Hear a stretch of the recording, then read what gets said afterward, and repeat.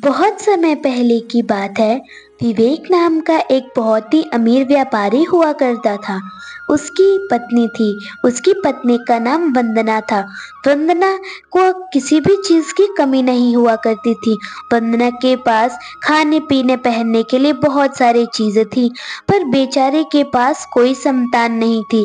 वह संतान के लिए बहुत ज्यादा ललायत रहती थी। एक दिन वंदना अपने नौकर के यहाँ फोन लगाकर कहती है, बिरजू, तुम बाजार से एक बांस का सूप लेकर आना। मैं छठ महापर्व करने वाली हूँ, तो उसमें बांस का सूप का रहना बहुत ही अति आवश्यक है, तो तुम सूप जरूर लेकर आना। वंदना अपने नौकर को फोन करके छठ महापर्व के लिए सूप मंगवाने लगती है। तभी वहां पर विवेक आ जाता है और कहने लगता है कि वंदना, तुम बात को समझो। छठ महापर्व तुम मत करो, क्योंकि इसमें 3 दिन तक भूखा रहना पड़ता है। तुम समझो मेरी बात को। नहीं विवेक, मैं छठ महापर्व तो कर ही रहूंगी। उन बूढ़ी अम्मा ने बताया था मुझे, छठ महापर्व करने से सभी सुखों की प्राप्ति होती है। मुझे तो सभी सुख प्राप्त हो चुके हैं, पर मुझे संतान सुख प्राप्त नहीं हुआ है, तो मैं अब छठ महापर्व अपने संतान के लिए करूंगी। 8 साल से मैं माँ नहीं बन पाई। नहीं वंदना, अब मैं तुम्हें नहीं रोकूंगा छठ महापर्व करने से। उन बूढ़ी अम्मा जो तुम्हें 2 महीने पहले मिली थी, शायद उनकी बात में दम हो। क्या पता छठी माँ में बहुत ही शक्ति हो। क्या पता हमें संतान सुख की प्राप्ति मिल जाए छठ माता की कृपा से। तो तुम करो। जिन बूढ़ी अम्मा का बात विवेक कर रहा था, वो बूढ़ी अम्मा वंदना को मंदिर के बाहर 2 महीने पहले मिली थी। वह वंदना से कुछ पैसे मांग रही थी, क्योंकि उनकी बहू भी छठ पर्व करती थी। वह बूढ़ी अम्मा कहती है, बेटी, जरा से पैसों की मदद कर दो। मेरी बहू छठ महापर्व करती है, घर में पैसों की काफी तंगी है। मेरा बेटा बीमार है, वही इकलौता कमाने वाला था मेरे घर में, अब कोई नहीं कमाता। मेरी बहू छठ करना चाहती है, कुछ पैसे हो तो दे दो बेटी। अरे अम्मा, आप यूं उदास मत होइए, मैं आपको पैसे देती हूँ। वंदना ये कहकर उन बूढ़ी अम्मा को 2,000 रुपए दे देती है। 2,000 रुपए बहुत ज्यादा थे। बूढ़ी अम्मा ये देखकर बहुत ज्यादा खुश हो जाती है और बूढ़ी अम्मा कहती, बेटी, बहुत बहुत धन्यवाद, तुमने मेरी बहुत मदद की। छठ माता तुम्हारे घर को भरा पूरा रखे, तुम्हारे बच्चों को सलामत रखे। बच्चों की बात सुनकर वंदना काफी उदास हो जाती है। उदास चेहरा देखकर तुरंत बूढ़ी अम्मा कहती है, क्या हुआ बेटी, मैंने कुछ गलत कह दिया क्या? तुम उदास हो गई? नहीं नहीं अम्मा, आपने कोई गलत बात नहीं की।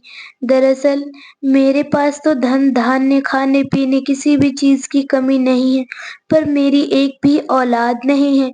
छठ माता ने मुझे एक भी औलाद नहीं दी, तो मैं धन धान्य का क्या करूंगी? छठ माता मुझे भी एक औलाद दे देती, तो मेरा घर भी भरा पूरा हो जाता।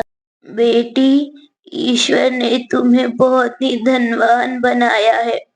तुम छठ माँ की शरण में जाओ, छठ माँ की पूजा करो, उन्हें अर्घ दो, छठ व्रत करो। छठ माता तुम्हें औलाद जरूर देंगी। तुम ये व्रत दिल से रखो, पूरे मन श्रद्धा से, तो तुम्हें औलाद की प्राप्ति जरूर होगी। बूढ़ी अम्मा अपने पूरे दिल से वंदना को छठ पर्व करने की सलाह देती हैं। छठ पर्व में काफी शक्ति होती है, वही बातें बूढ़ी अम्मा बताती है। तभी वंदना कहते हैं, वंदना उन बूढ़ी अम्मा से छठ पर्व में सभी चीजें होने वाली विधि विधान के बारे में पूछने लगती है। बूढ़ी अम्मा धीरे धीरे सभी चीजें बता देती है। छठ महापर्व भी जल्दी आ जाता है।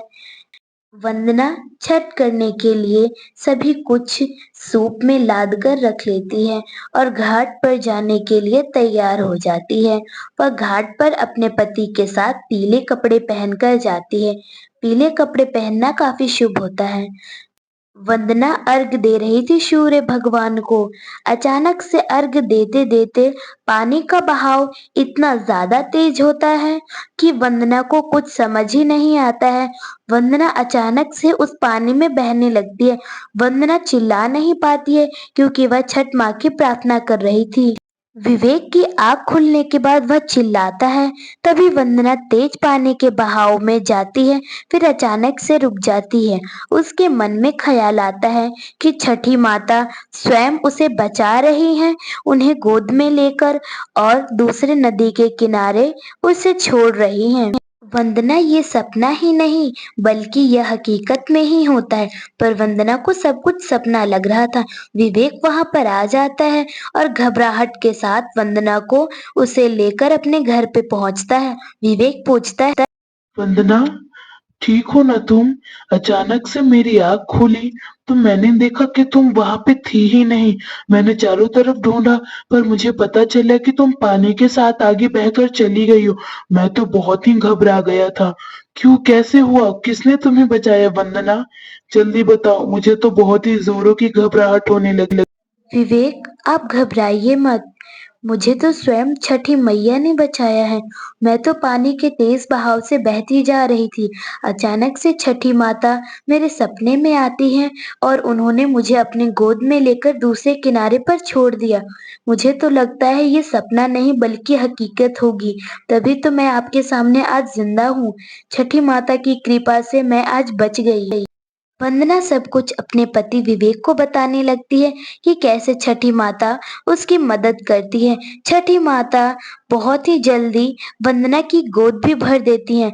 वंदना 2-3 महीने के अंदर ही वह गर्भवती होती है और 9 महीने का बच्चा पेट में साफ साफ दिखाई देने लगता है। वंदना और उसके पति काफी खुश होता है। 9 महीने बाद वंदना को जुड़वा बच्चों की प्राप्ति होती है, जिसमें कि एक लड़का और एक लड़की थी। छठी माता की कृपा से वंदना काफी खुश थी। वंदना को उन बूढ़ी अम्मा की याद आने लगती है क्योंकि उन बूढ़ी अम्मा की वजह से ही वंदना छठ महापर्व करती है और उसे संतान की प्राप्ति होती है।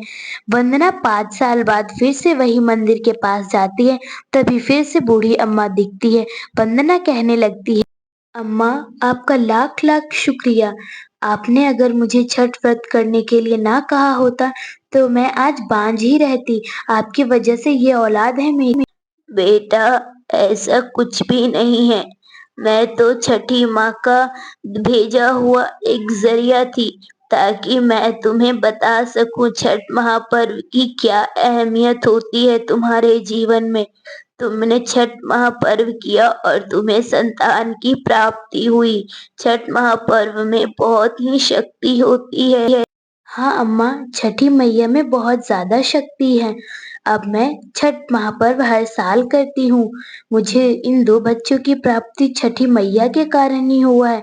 जय छठी मैया। सच में दोस्तों, छठी माँ में बहुत शक्ति होती है और ये बिहार का प्रमुख महापर्व है। सब्सक्राइब।